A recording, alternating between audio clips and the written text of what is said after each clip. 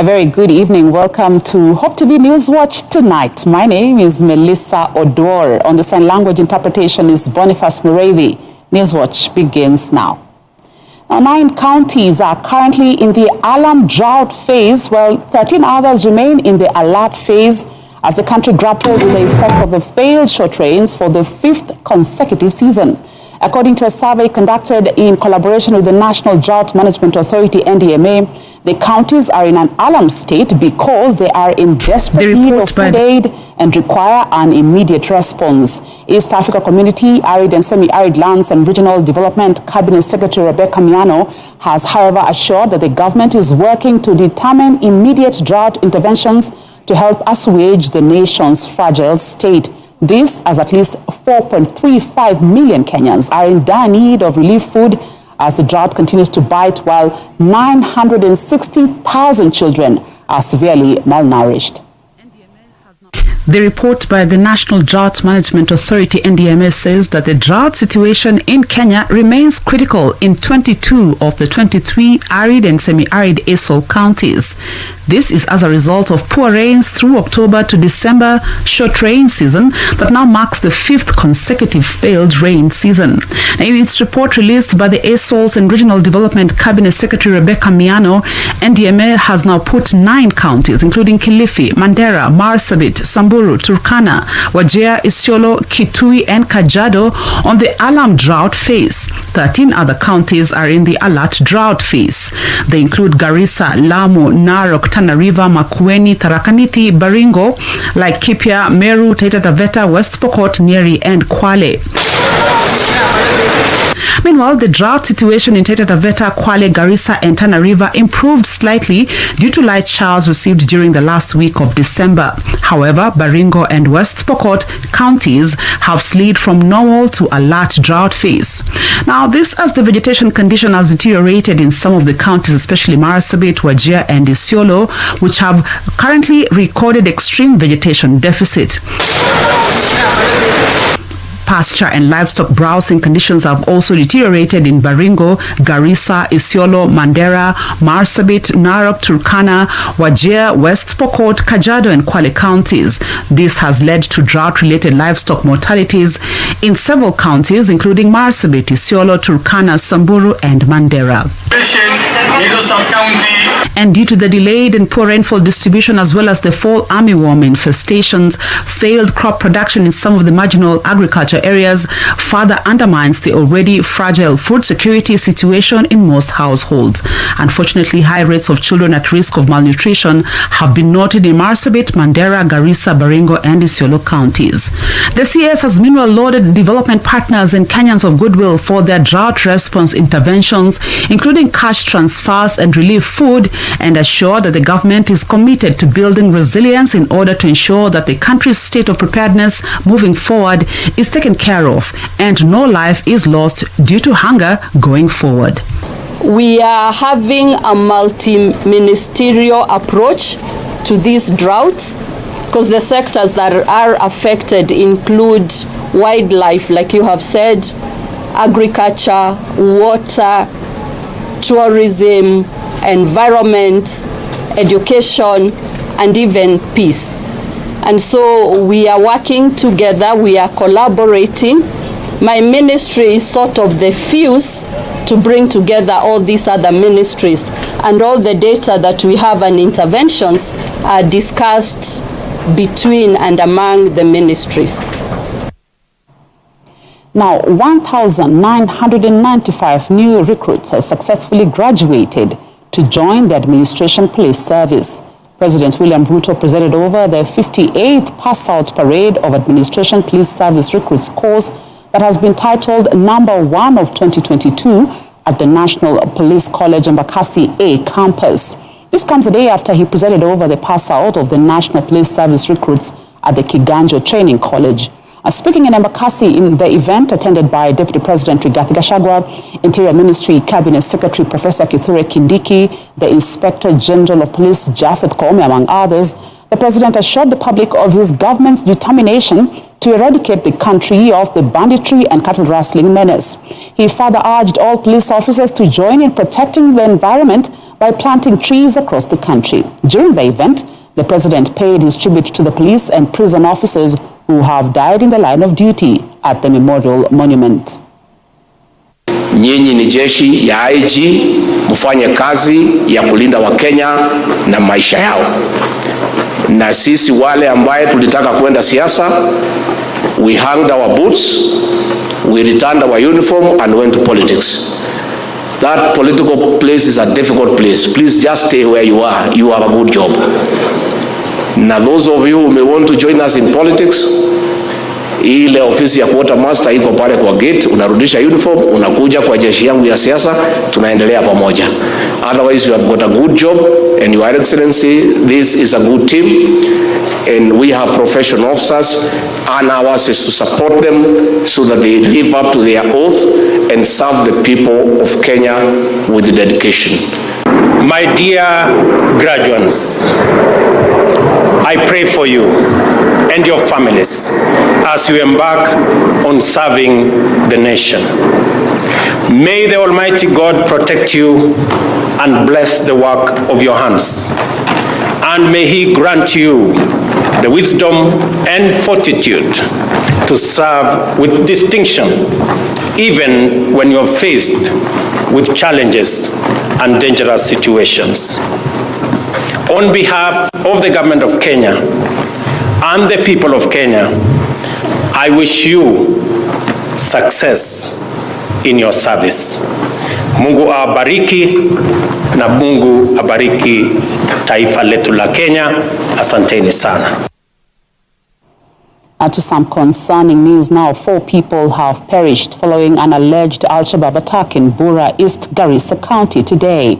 They include 3 engineers from the Kenya National Highways Authority, Kenya, who were in a convoy of 3 vehicles on a routine assessment of the Lamu Port South Sudan Ethiopia Transport Lapset Corridor Road project.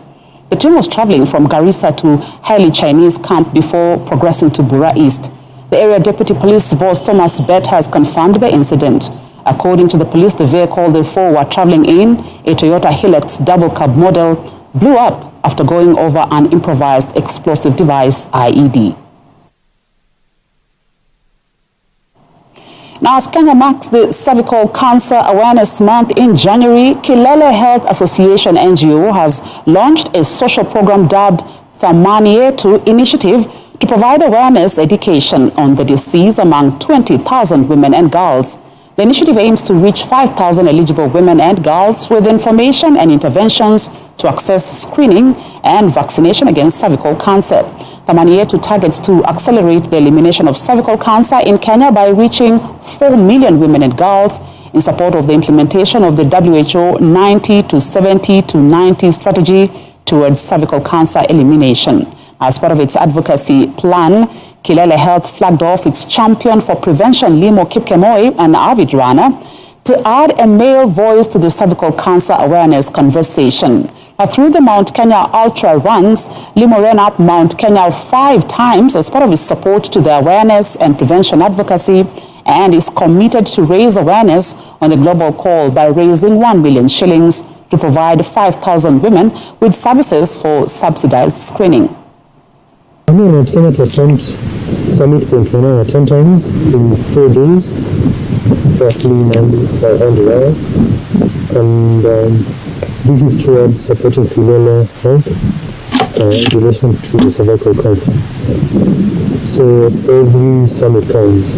I'm also trying to raise awareness of cervical cancer as well as raising money for cervical cancer.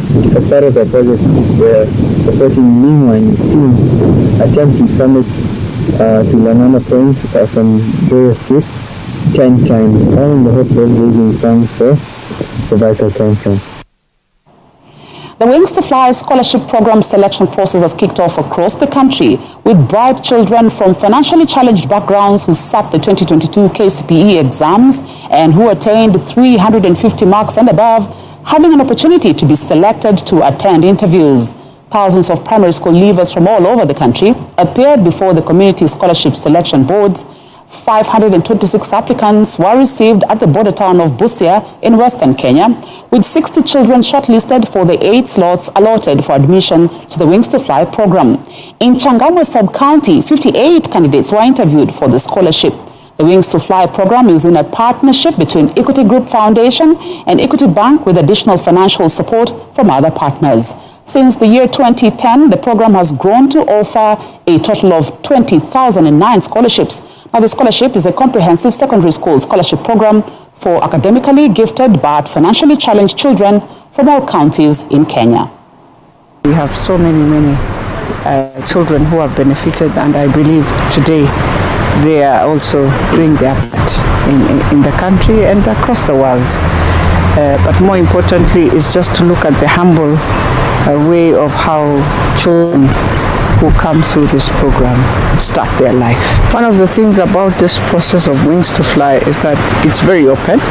People listen to the stories, and you agree, all of the whole team agrees whether this is right to visit, this is not right to visit, and the reasons. And so that's the most, I think, one of the most public participated process that we go through. Let's take a first short break here on Hope TV News Watch. We'll be right back with more news items. Don't go too far.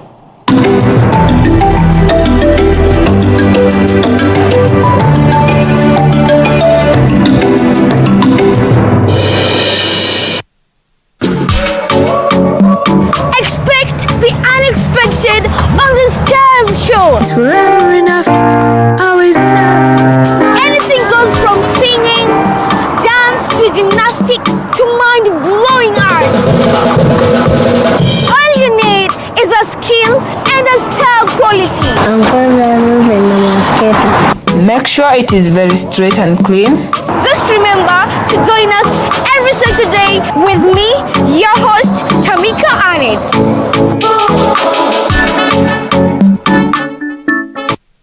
Hope TV is where you look and live, with an excellent selection of the best Christian programming consisting of local and international content, of inspirational stories, talk shows, Bible commentary, youth, health shows, children entertainment, contemporary gospel music, extended times of worship, live broadcast, news, movies, drama, Christian ministry programs, and so much more.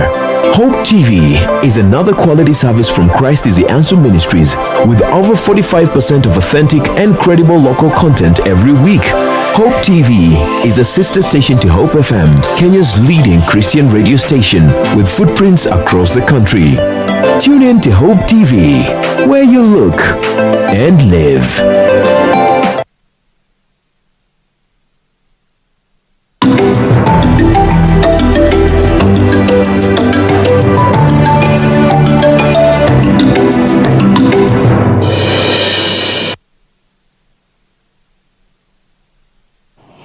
Welcome back. Now, a day after KCSE examiners decried untenable working conditions as they mark the CRE Paper 1, the Union of Post-Primary School Teachers KUPPET has now joined in castigating the move by the National Examinations Council (NEC) that had told disgruntled examiners at the Mangu Girls High School to leave if they so wish, and allow those willing to continue with marking to do so uninterrupted.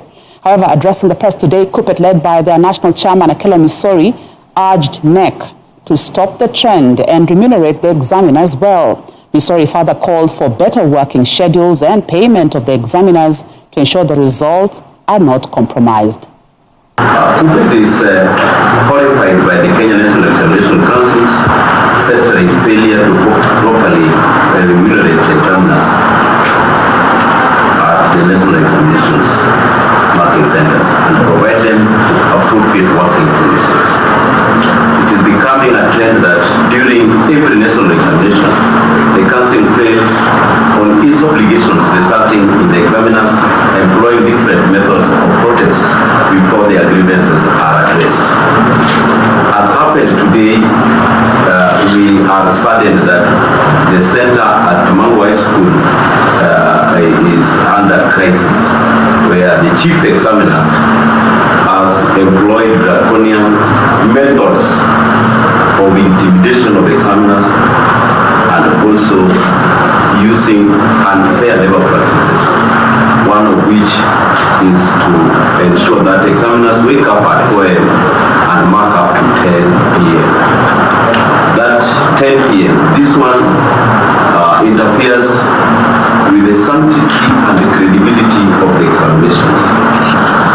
This year, the council is running an authoritarian work schedule where examiners work from 4 a.m. in the morning to 10 a.m. 10 p.m.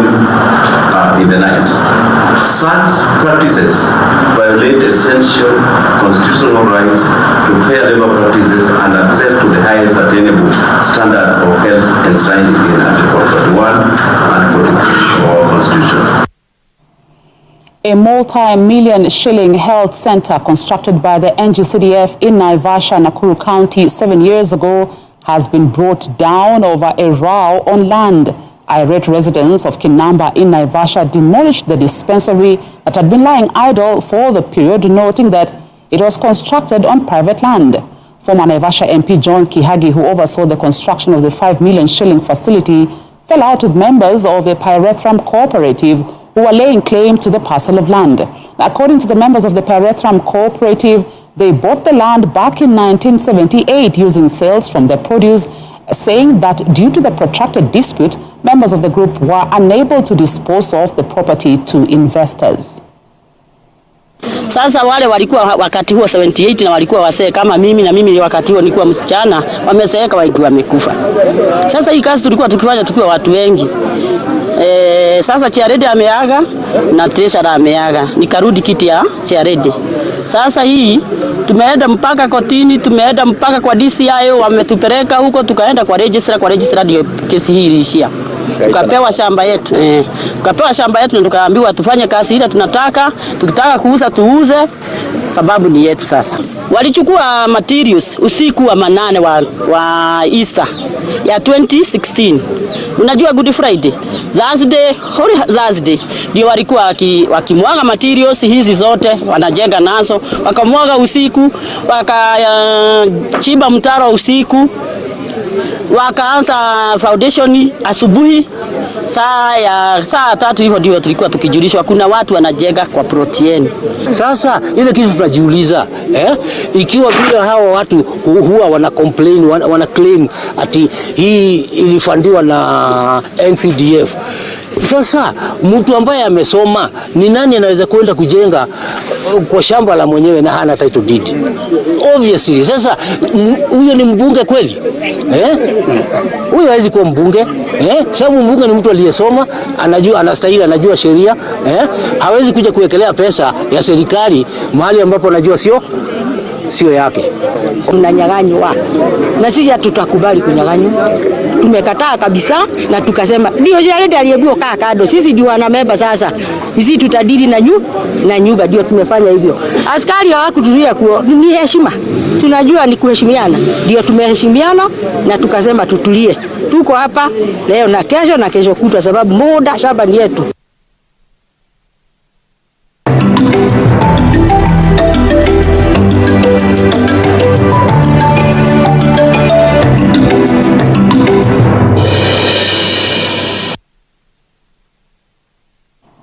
A look at business now. The National Treasury has begun public hearings for the proposed 2023-2024 financial year and the medium-term budget. National Treasury Cabinet Secretary Professor Njuguna Ndong'o is chairing the 3-day public hearings being held at the Kenyatta International Convention Center, KICC, in Nairobi. And for the next 3 days, stakeholders from various sectors will be given a platform to validate and give feedback on the country's budget proposals. Speaking during the official launch, Treasury Principal Secretary Chris Kiptoo said the public hearing will give stakeholders an opportunity to participate and contribute to the formulation of the national budget. On his part, the Parliamentary Budget Appropriations Committee Chairman Ndindi Nyoro said there is need for the country to make budgets that last an entire year and avoid the supplementary budgets. The National Treasury kicked off the process of making the 2023-2024 budget in November, which is estimated at 3.64 trillion shillings. For the next 3 days, and of course incorporating the opinions of Kenyans.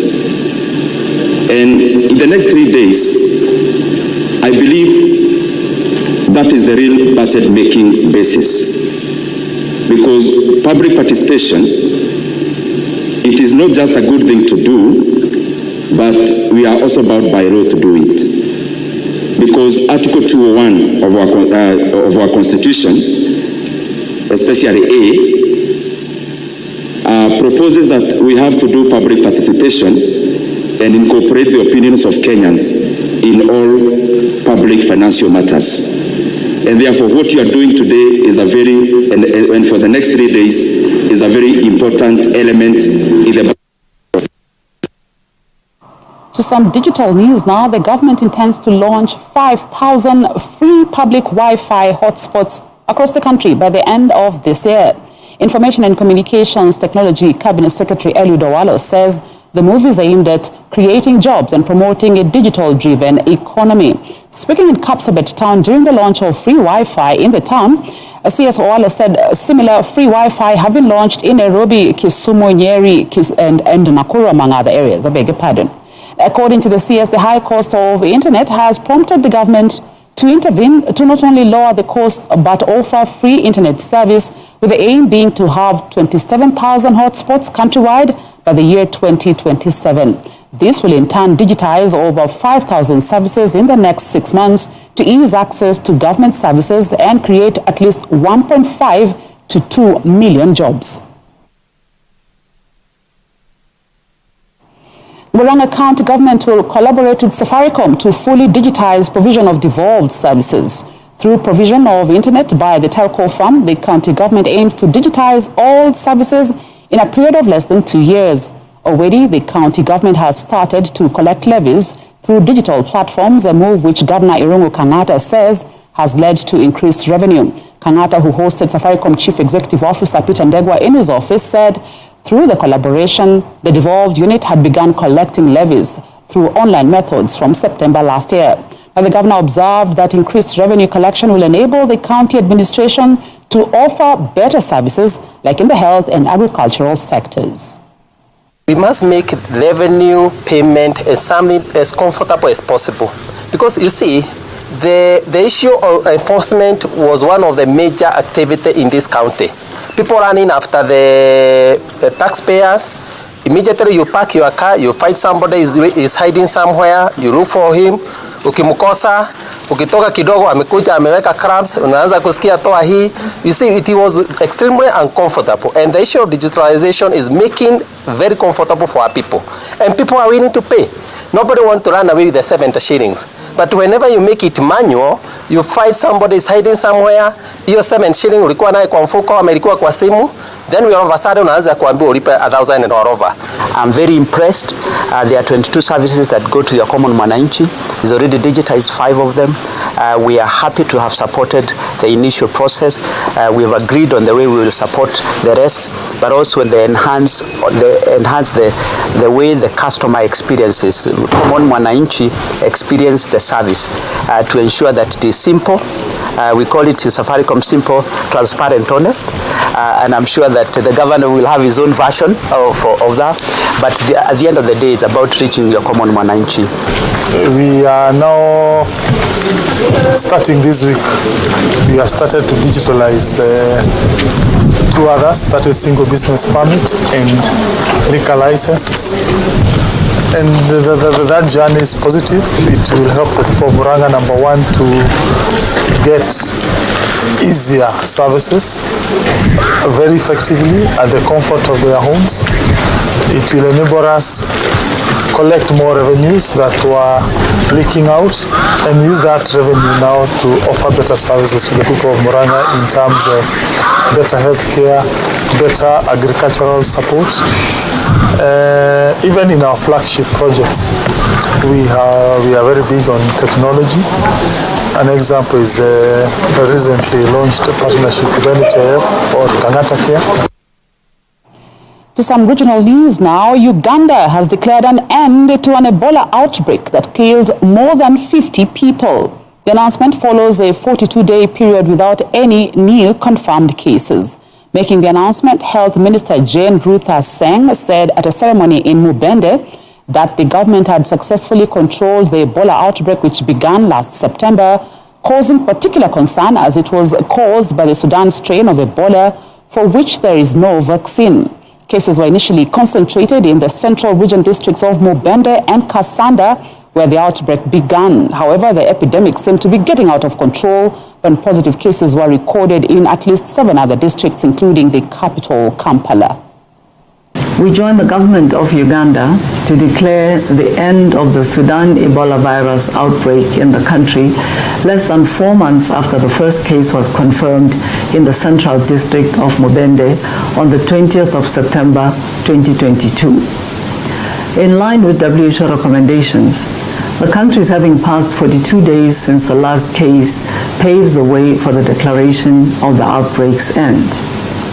After the announcement of the Ebola outbreak on 20 September 2022, the Ministry of Health, with support from WHO and partners, initiated a fully fledged response plan to contain the disease rapidly. Your Excellency, I wish to commend the role of the President, His Excellency General Yoweri Museveni. His efforts highlighted the critical importance of high-level political engagement in epidemic and emergency preparedness and response. I equally thank you and your team and other sectors of government for your remarkable leadership and action in responding to a complex outbreak. As the world's leading public health agency and working across the country, regional and global levels, we provided technical and operational support. We deployed the tools needed for a successful response. With the help of donors, we devoted a total of $6.5 million from the WHO Contingency Fund for Emergencies for the response in Uganda and another $3 million to support readiness in the 6 neighboring countries. We worked closely with the Africa CDC and Ministries of Health in the highest at-risk neighboring countries to establish a regional Ebola task force that coordinated readiness efforts and facilitated information sharing across the countries. And further afield, U.S. air traffic is getting back to normal after domestic flights were grounded for several hours because of a computer glitch. Airlines are working to get some of the 21,464 flights scheduled to depart airports today up in the air. Airport runways were empty on Wednesday morning as all domestic U.S. flights were temporarily grounded. The flights, mostly domestic, have a capacity of nearly 2.9 million passengers. According to U.S. aviation authorities, the system that alerts pilots to potential hazards had failed but is being restored. They say they are continuing to look into the cause of the overnight outage. President Joe Biden has been briefed with the White House stating that there is no evidence of a cyber attack. Sorry, I just spoke with Buttigieg. They don't know what the cause is, but I was on the phone in about 10 minutes. I told them to report directly to me when they find out. Aircraft can still land safely, just not take off right now. We don't know what the cause of it is. They expect it to be able in a couple hours they'll have a good sense of the cause and we'll respond at that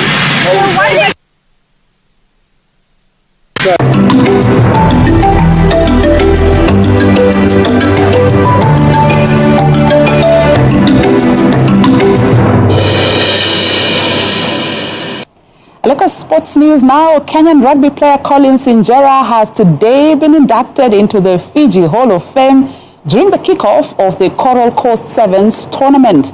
Injera, who is known as the Shujaa legend, is the top try scorer for the Kenyan men's national sevens team and holds the second place on the all-time try scoring list in the HSBC World Rugby Sevens Series, having recorded 279 tries during his career.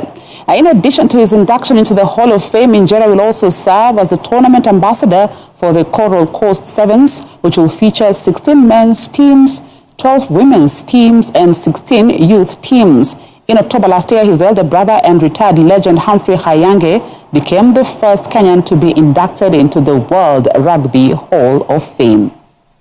I mean, it came to attempt Summit 10 times in 4 days, roughly 900 hours, and this is toward supporting female health in relation to the cervical cancer. So every summit comes. I'm also trying to raise awareness of cervical cancer, as well as raising money for cervical cancer. As part of our project, we're supporting Meanwine's team. Apologies for the mix-up. That's how we wrap up Newswatch tonight. Thank you for keeping me company. I have been your news anchor, Melissa Odor. On the sign language interpretation has been Boniface Mureithi. Have a wonderful night.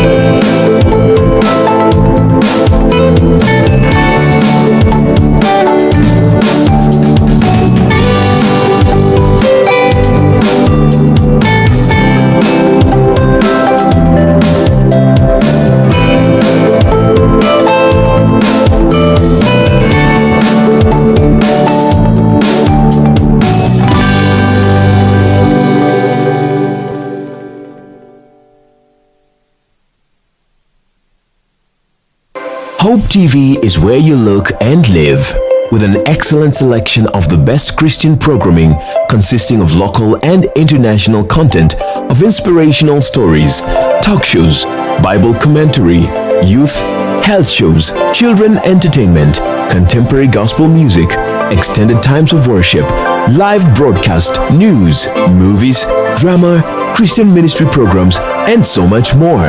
Hope TV is another quality service from Christ is the Answer Ministries, with over 45% of authentic and credible local content every week.